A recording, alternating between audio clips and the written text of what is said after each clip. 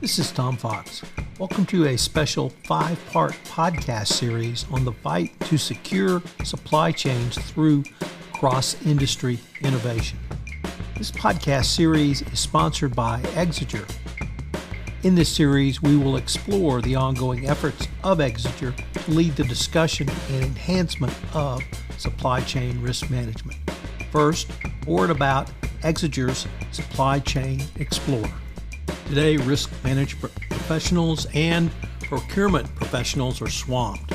A new artificial intelligence risk detection tool is helping Fortune 500 companies and government agencies surface, understand, and mitigate critical threats to their third-party and supplier networks literally within hours.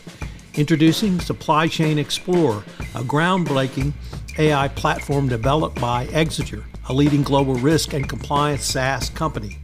Exiger Supply Chain Explorer is a next-generation platform built on award-winning AI that delivers instantaneous transparency, allowing you to meet the urgent imperative to protect global supply chains from sanctions, ESG, and cyber risk at unprecedented speed and scale. With single-click supply chain detection, high-level due diligence, and risk analysis, everyone can now join the fight to secure our global supply chains. For the first time, you can even spot potential disruptions before they impact your supply chain. Check out Exiger's Supply Chain Explorer. This concluding episode 5, I'm joined by Dan Baines, President of Commercial Technology, and Mark Henderson, Senior Director of Business Development, to discuss supply chain issues in the energy sector.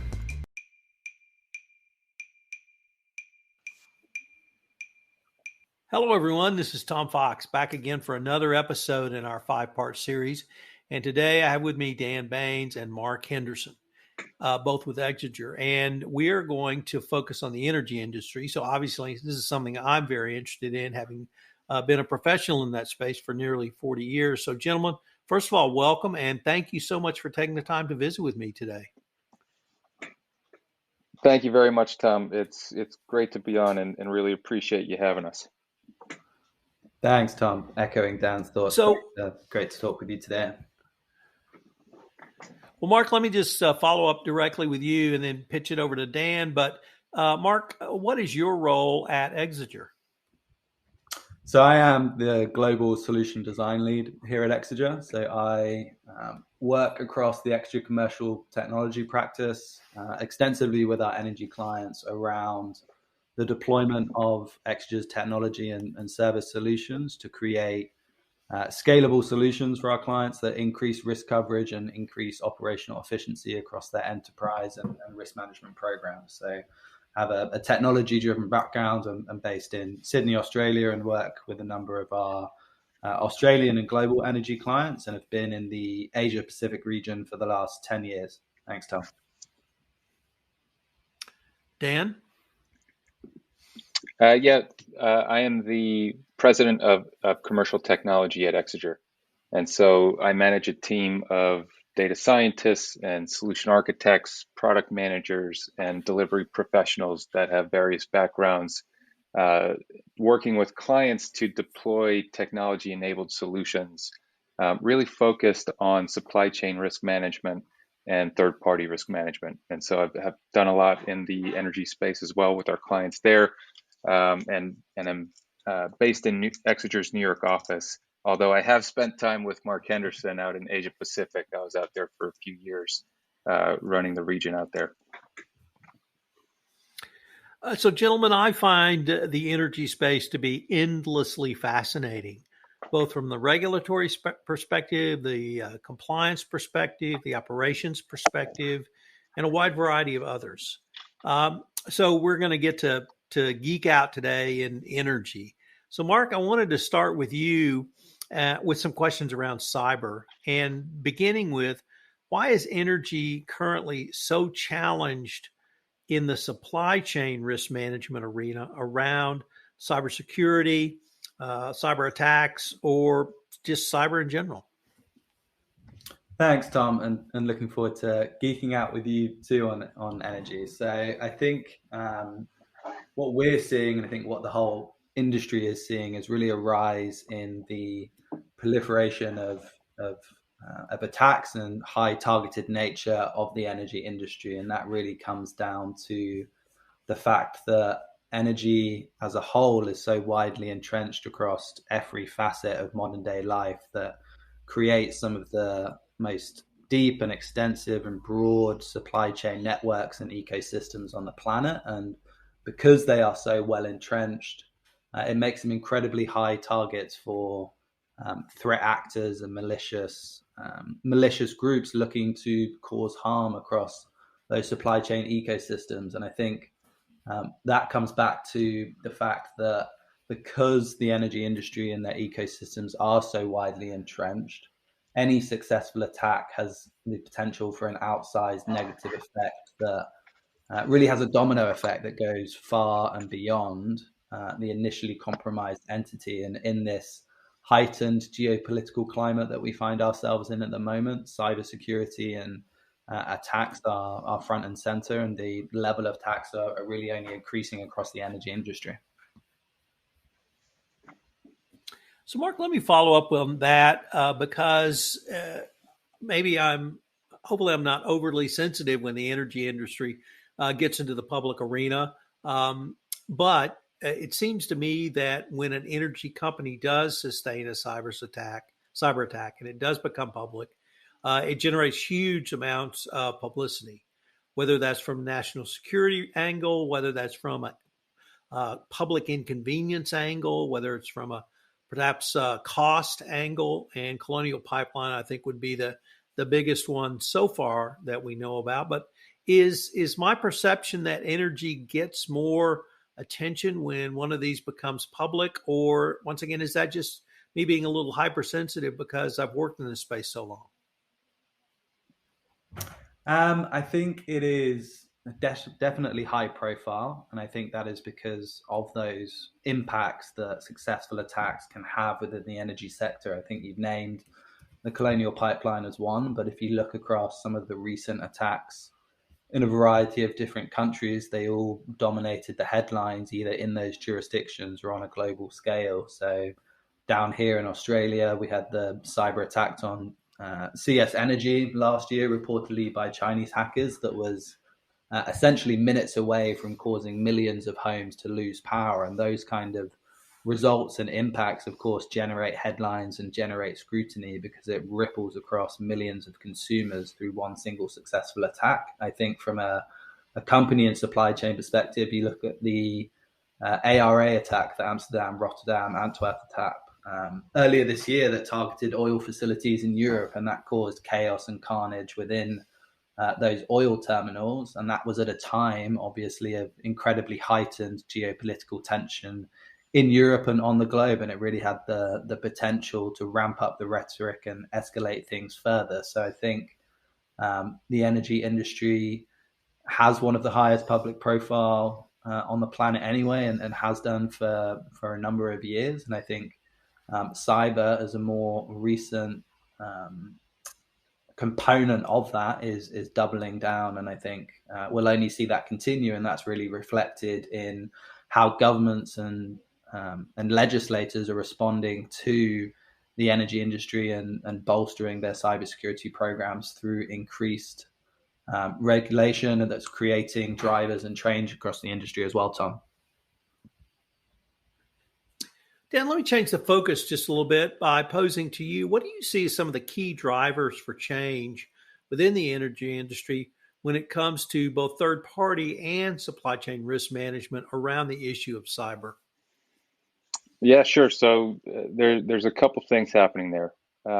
First, I would point out transparency in supply chain. And what I mean by that is a lot of the companies out there, a lot of the energy companies would only have visibility into the first layer of their supply chain, whether it's the company that they're purchasing their hardware from, or even some of their software products that they're installing. And the concept here, and what we've been seeing energy companies do, is go those next layers to understand the additional suppliers that actually feed into those pieces of hardware or software that might themselves have vulnerabilities associated with them. And then the second thing I would highlight here is monitoring of cybersecurity risk. Historically, it has been more focused on things like questionnaires and attestations that companies sign that say that they have a robust cybersecurity program. But now data is available for companies to do their homework themselves. And so after understanding the different companies that are within your supply chain and having that transparency there to not only the third parties that you deal with, but those suppliers, and so forth, you can now monitor the cybersecurity posture that all of those organizations have. And so you can be alerted to a vulnerability that you can then action upon to help mitigate that risk quickly before a cybersecurity breach or attack happens.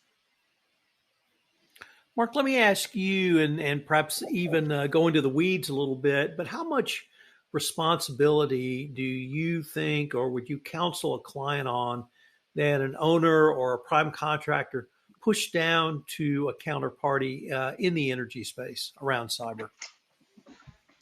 It's a really interesting question, and we've been talking through this a lot with clients at the moment, and that's really in light of the increasing legislation and requirements to push down in this space. So if you look in Australia, for example, we had the original Security of Critical Infrastructure Act in 2018 that was amended again amended firstly in 2021 and again in March of this year, and that increases cyber program requirements and encompasses supply chain hazards. So in order for entities to meet those requirements, they are going to have to push down responsibilities down to their counterparties, and that is reflected in other jurisdictions as well. I think the network and information systems regulations that came into force in the UK in 2018, there's new laws that are being proposed this year, Tom, that are going to tighten defenses and expand the scope of risk assessments across the requirements of expanding out to supply chain service providers. So again, companies are going to have to continue to push down responsibilities to that wider supply chain ecosystem. And then in the US, we've got the Strengthening American Cybersecurity Act that encompasses three separate bills, but again, encompasses the energy industry, and it is going to increase the responsibilities and requirements for reporting. So there, for example, the latest act mandates that energy companies will have to provide detailed reporting on substantial cyber incidents within 72 hours and any details on ransomware payments within 24 hours. And in order to effectively communicate those and meet the requirements of that expanding legislation in those jurisdictions, there is going to be an increasing push of responsibility. And I think our companies or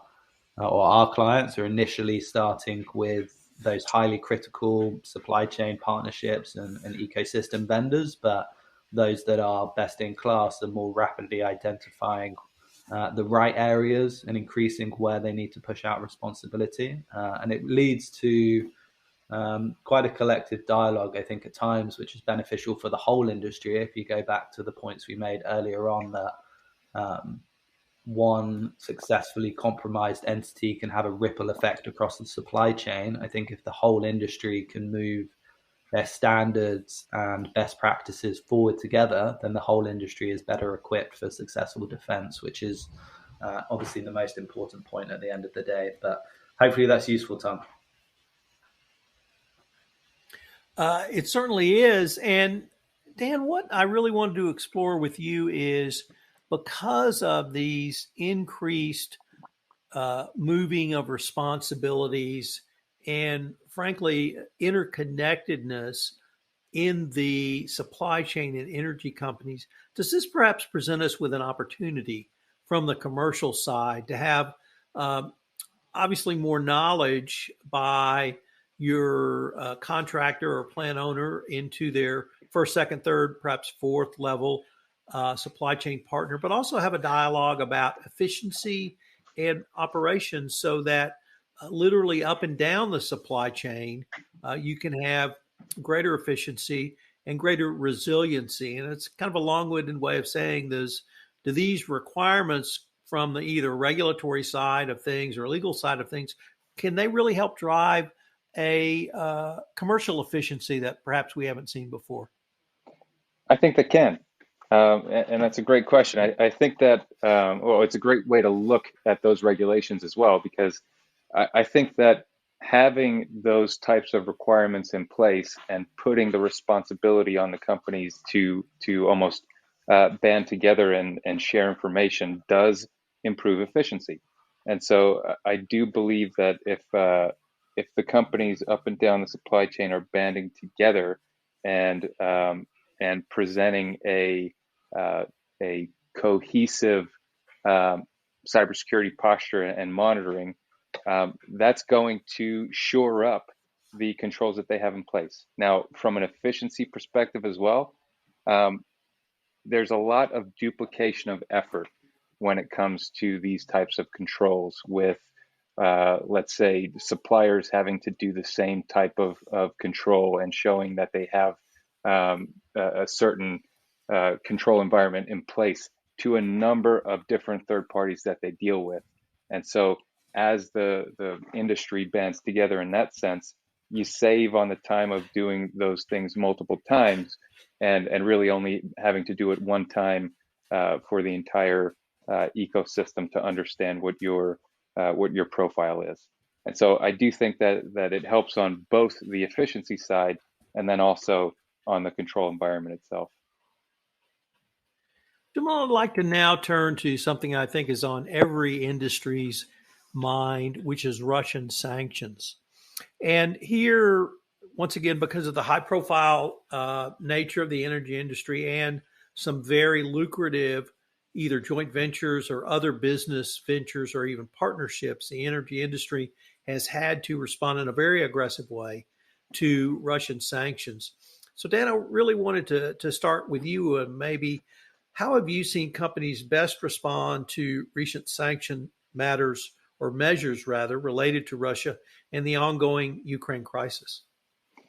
Sure, and thanks for the question, Tom. This one we're seeing all over the place, as you can imagine, right? With Russia being having its number one export as energy-related products like oil, natural gas, and coal, you can imagine the impact that it has across the energy industry and across energy companies' supply chains that actually get some of those exports from Russia directly. And so the sanctions that are being applied here really have a wide-ranging impact across the industry. And so what we've been seeing from our customers here in the energy sector is a couple things. So the best companies that we've seen handling this Ukraine crisis and the related sanctions with it are really looking at two different aspects within their program. First is again that concept of transparency, right? And so making sure that you understand the networks of third parties that you deal with, and so not only understanding the company that you deal with, but understanding the owners of that company, the ultimate beneficiary, the key management personnel, so that you can make sure that none of those individuals that are associated with that company are SDNs or sanctioned individuals. And so ensuring that you have the correct data to understand the network that you deal with has been critical in this time. And so we've helped companies to do that by providing that level of transparency and screening on an ongoing basis to make sure that you're staying up to date with any new sanctions that come out. It's been a fast-paced environment here. And so ensuring that you have those controls in place and the transparency in the companies that you deal with is very important. And the best companies that we've seen have been doing that. Now, the second piece of it is ensuring that you have proper supply channels. And what that means is because Russia is such a large exporter in energy-related products, it's going to impact the supply chain for a number of energy companies out there, and in fact has caused a supply shortage in a lot of cases. And so the best companies here that have reacted to this have actually taken more of a proactive approach in the fact that they've already had information up front that this was potentially going to happen or something here was going to happen, and they've been able to shore up their supply chain to continue to deliver the products to their customers if they were impacted by the Russia sanctions. And so having a tool available to make sure that you can procure those types of commodities from other jurisdictions that are not as impacted as Russia is in this case has been a good thing for really the companies that have best responded to the sanctions measures.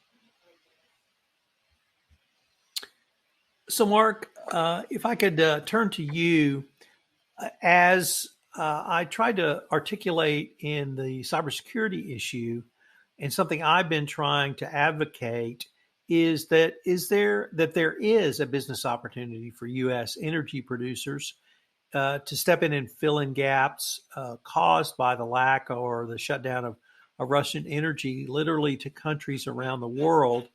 And if you find that premise to be valid, how would you advocate companies think through that from a supply chain risk management perspective? Thanks, Tom. I think I definitely agree with you, and I think definitely valid, and there is that opportunity for US energy producers to step in and fill the gap left by Russian producers, but there's also the opportunity for the US and its allies and defense partners in various jurisdictions to step in and fill that gap as well. I think if you look at as recent as yesterday with Gazprom shutting off gas supplies to Poland and Bulgaria, that is going to create demand, which is going to need to be filled, and that is going to create opportunities for either US energy producers or producers elsewhere.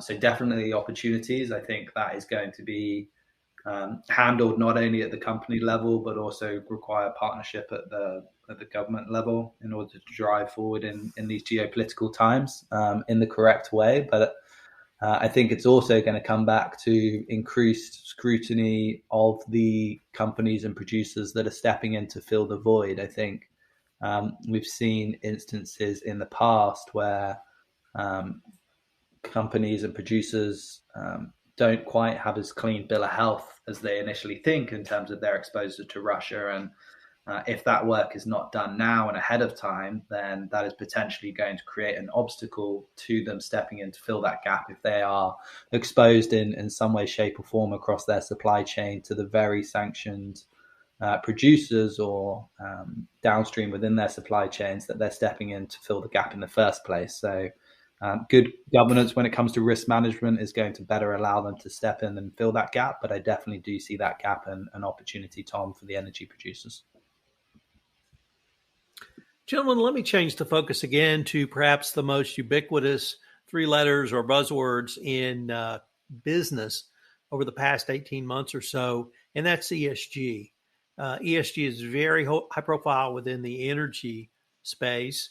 And Mark, if I could turn to you and ask you, how does or has ESG regulatory risk management evolved within the energy industry?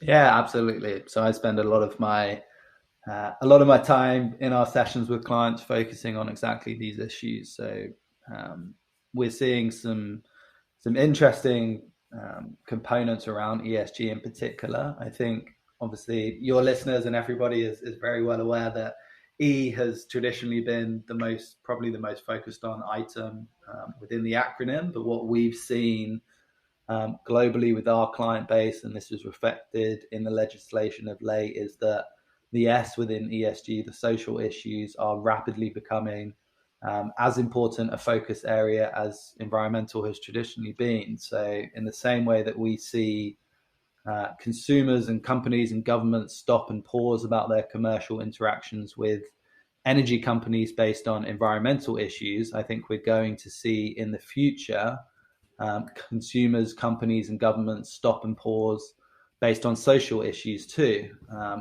which to me I think is not only the right thing to do, but there's huge commercial incentive for companies to move forward in this space appropriately and effectively, and that is really married to the legislation. So if you look across the US and Australia and the UK, Brazil, France, Italy as well, all have some form or another of modern slavery legislation passed. I think the US actually goes all the way back to 1930 with Section 307 of the Tariff Act, and obviously has much more modern day legislation within social issues such as the Uyghur Act of last year. If you look at other companies, they have significant legislation to respond to in other jurisdictions. So in Germany, we've got the Supply Chain Due Diligence Act that will come into effect in 2023, 1st of January, and that is going to require companies to identify, assess, prevent, and remedy human rights risks and impacts across their supply chains. And that's going to have actual possible commercial consequences for not meeting those requirements, Tom. So in Germany, for example, companies will be at the risk of being fined up to 800,000 euros and possibly the exclusion of winning public contracts in Germany for up to 3 years. So there's significant commercial pressure to get this right. And then in Canada, for example, we've got the planned bill S211, which has been working its way through the legislature for some time. I think it's currently at the third reading in the Senate, but that is going to create increased focus on social issues within ESG for the energy industry as well. So we're seeing environmental continue to remain, and rightly so, as a front and center issue, but social issues, particularly around modern slavery, are increasing in scope and increasing in attention, Tom. So Dan, if I could turn to you with the recently released SEC proposed rules on climate risk management disclosure, and ask you, at least in the proposed form, what did you see that these would mean for energy companies, recognizing they are proposed and there may be amendments, but the SEC may move forward? So what were your thoughts on the proposed rules? Sure. I think this means accountability. And what I mean by that is there have been, over the past several years, as the E in ESG has come to the forefront, there have been a lot of commitments that companies have made, and some have even made statements to say, hey, this is what we are committing to, carbon neutral by X date. And those dates just seem to continue to move out for a lot of companies. And so having this disclosure rule gives the public the insight across the board for all public companies into those targets that companies are committing to, into the climate-related risks that those companies are seeing. And since it is in the financial statements, it will be audited and so forth. And so I do think that if this rule were to be enacted as it's written, it will provide accountability across the energy sector, but also across really all public companies here that fall under this rule. Let me follow that up with a question about Scope 3, because to me, Dan, it really follows part of our conversation today around transparency and accountability, but also moving down the supply chain, and that leading to perhaps commercial opportunities that were not there before because of collaboration. So I wanted to get your thoughts on where you see Scope 3, how energy companies may manage Scope 3, and maybe even it just follows from what you said about the proposed rules about accountability and transparency. Yeah, that's a great point, Tom. I think it does kind of round out some of the themes that we were talking about today around, yes, accountability, but also partnership. And so Scope 3 being really having the data to look into your supply chain and understand emissions that are occurring within your supply chain. In order to have that information and have those conversations with your suppliers and your suppliers, and so forth, it really does come with an opportunity to have a more meaningful relationship across your supply chain and find those efficiencies, even that we were discussing before across the control environment, but finding those efficiencies when it comes to environmental risk and emissions there. I think that scope 3, in order to get the data that is required for scope 3, it does require that partnership and the industry to come together in order to find those efficiencies within the supply chain. Gentlemen, unfortunately, we are near the end of our time for this episode, but I was wondering if our listeners wanted any additional information on yourselves or any of the topics we've talked about, or Exiger and some of the solutions you referenced, what would be the best way for them to find more information? Sure. The best way is to go to exiger.com. We have a lot of detail there on third-party risk management and supply chain risk management. We've just launched a product. Gentlemen, I wanted to thank you again for taking the time to visit with me. I've certainly learned a lot in this podcast, and I think our listeners will too. I look forward to continuing this conversation. This is Tom Fox again. This concludes our 5-part series on Exiger's fight to secure supply chains through cross-industry innovations. You can join the fight to secure our global supply chain by obtaining early access trial licenses to Exiger Supply Chain Explorer by visiting exiger.com, and we've linked to the site on the show notes. You can also find out how Exiger is making the world a safer and more effective place to do business by following Exiger on LinkedIn or reaching out to any of the experts featured on today's podcast. This special 5-part series has been a production of the Compliance Podcast Network.